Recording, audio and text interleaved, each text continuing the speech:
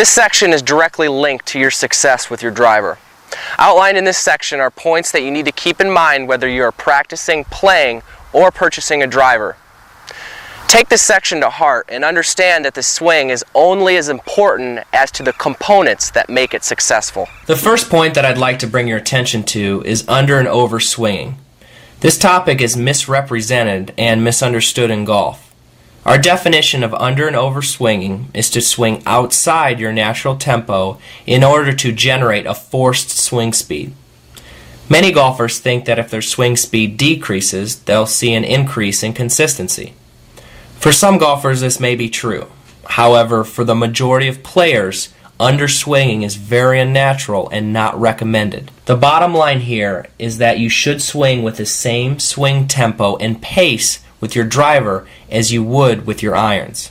There are two components of overswinging that'll hurt your golf game. One, a fast and jerky takeaway as your first move in the backswing. And two, swinging too far around your body, giving you a very unnatural coil. The bottom line here is that when you're struggling from off the tee, don't slow your swing speed down or increase your swing speed to an unnatural level. In this picture, you can see what is called a reverse pivot. Weight goes forward, then falls backward in the backswing and follow through.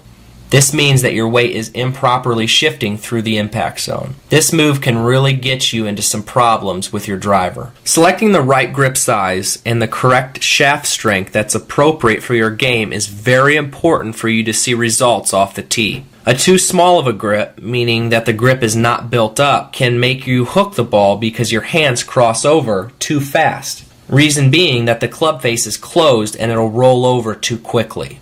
If your grip is built up too big, it'll likely cause the club face to be more open at impact, and it'll be harder for you to rotate your hands through the impact zone, which will cause you to hit a slice. Selecting the most suitable shaft strength for your tempo, swing speed, and game is very important and directly linked to your ball flight results out on the course. If you choose too soft of a shaft, the ball will go high and hook. If you choose a shaft that is too stiff, the ball will go too low and slice. The next point that I want to address is foot action. Players have a tendency off the tee to lift up their front foot in order to generate power in their backswing. This isn't recommended, and it's something that'll cause major timing problems in your backswing. So keep both of your feet planted until your trailing foot leaves the ground in your follow-through. The final point has to do with tee height and what exactly the proper height that you should tee the ball up. About half the ball should be showing above the driver. Be aware of two important points here. The higher that you tee the ball, the more of a chance you have of hooking the ball. And the lower you tee the ball, the more of a chance you have of slicing the golf ball. Be aware of how high you tee the ball. Your swing could be perfect and allow for maximum power, distance, and more importantly, consistency. But if you tee the ball too high or too low, your ball flight could be consistently affected.